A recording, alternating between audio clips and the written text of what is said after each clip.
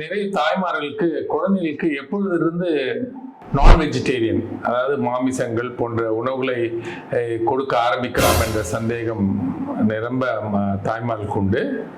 குழந்தைகளுக்கு சாதாரணமாக நான் வெஜிடேரியன் 6 மாதங்களுக்கு அப்புறம் தொடங்கலாம். 6 மாதங்களுக்கு அப்புறம்னா நம்ம எப்பவுமே குழந்தைங்களுக்கு பிறந்ததுலேருந்து 6 மாதங்கள் வரை தாய்ப்பால் மட்டுமே உணவாக நாம் கொடுக்க வேண்டும் என்று சொல்லிக் கொண்டிருக்கிறோம். குழந்தைகளுக்கு 6 மாதம் வரையில் தாய்ப்பால் மட்டும்தான் கொடுக்க வேண்டும். 6 மாதங்கள் முடிந்த பிறகு அந்த குழந்தைக்கு இணை உணவை ஆரம்பிக்கிறோம்.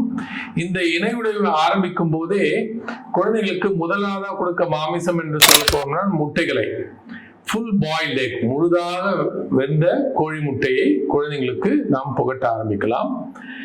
முதலில் மஞ்சள் கருவையும் மசிய பண்ணி ஊட்டலாம். பிறகு சிறு நாட்கள் கழித்து வெள்ளையும் மசிய பண்ணி ஊட்டலாம். ஸோ குழந்தைங்களுக்கு 6 மாதத்துக்கு அப்புறம் குழந்தைக்கு முட்டையை கொடுக்க ஆரம்பிக்கலாம்.